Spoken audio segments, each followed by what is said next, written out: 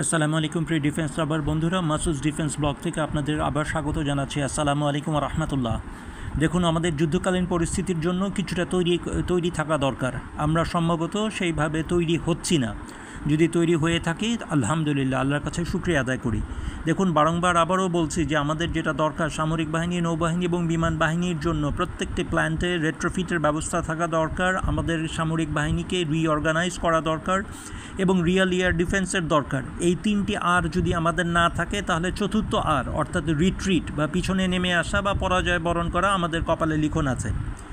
যুদ্ধকালীন পরিস্থিতিতে আমাদের কি পয়েন্ট ইনস্টলেশনগুলির মধ্যে সবচেয়ে বড় দুইটি হচ্ছে পদ্মা এবং যমুনা ব্রিজ।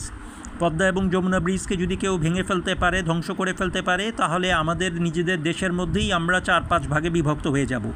এই জন্য শত্রুকে ছোট মনে না করে আমাদেরকে ঠান্ডা ধীরস্থির মাথায় আমাদের যুদ্ধ প্ল্যান সাজাতে হবে। আমাদের একটি স্পেশাল ওয়ার্কস ডিভিশন দরকার, যেখানে সেনাবাহিনী এবং নৌবাহিনী একত্রে কাজ করবে। স্পেশাল ওয়ার্কস ডিভিশন SWD, এটি ন্যাটোর রিয়ার এরিয়া কমান্ডের অনুকরণে সজ্জিত হওয়া দরকার। ব্রিজ নেভিগেশন এবং ম্যানেজমেন্টের জন্য একদল লোক থাকা দরকার সামরিক বাহিনী এবং নৌবাহিনী থেকে। র্যাপিড রিপেয়ার টিম থাকা দরকার। হঠাৎ করে ব্রিজের কোনো অংশ ধ্বংস হয়ে গেলে খুব তাড়াতাড়ি সেটাকে মেরামত করা দরকার। ফ্লাড কন্ট্রোলের জন্য ব্যবস্থা থাকা দরকার এবং কোনো অংশ যদি ভেঙে পড়ে, তাহলে ডেব্রিজ ক্লিয়ারেন্সের জন্য নদীতে আমাদের যথেষ্ট পরিমাণে ফ্লোটিং ক্রেইন থাকা দরকার। আমাদের পোর্ট অপারেশন কন্টিনিউটি চালু রাখার জন্য সমস্ত পোর্টগুলিতে প্যারাকমান্ডো বাহিনী নিয়োগ করা দরকার।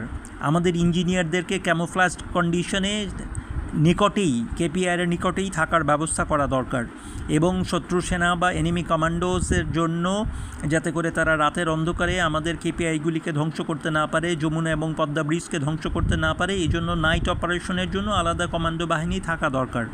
কোনো ক্ষেত্রে যদি পাওয়ার কাট অফ হয়ে যায় অথবা কেউ স্যাবোটাজ করে, সেটিকেও পুনরুদ্ধার করার জন্য আমাদের বাহিনী থাকা দরকার। আমরা যদি এই পদ্ধতিগুলি, আমরা যদি এই স্টেপগুলি না নেই, তাহলে বারবার বলছি, তাহলে আমরা বারংবার ক্ষতিগ্রস্ত হব।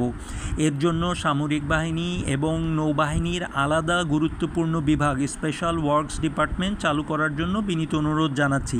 দেখুন, যুদ্ধকালীন পরিস্থিতিতে BIWTA অথবা ফায়ার সার্ভিস অ্যান্ড সিভিল ডিফেন্সের লোকজন পালিয়েও যেতে পারে, অথবা তারা কতটুকু কাজ করতে পারবে সেটু আমাদের কাছে নিশ্চিত নয়। এই জন্য সামরিক বাহিনী এবং নৌবাহিনী যাতে করে সক্রিয় হয়।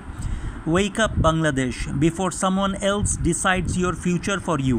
আমাদের জেগে ওঠা দরকার, যাতে করে অন্যেরা আমাদেরকে ঘুম থেকে তোলার আগেই, আমাদের ভবিষ্যৎ নির্ধারণ করার আগেই আমরা আমাদের ভবিষ্যৎ নির্ধারণ করতে পারি। সালামু আলাইকুম।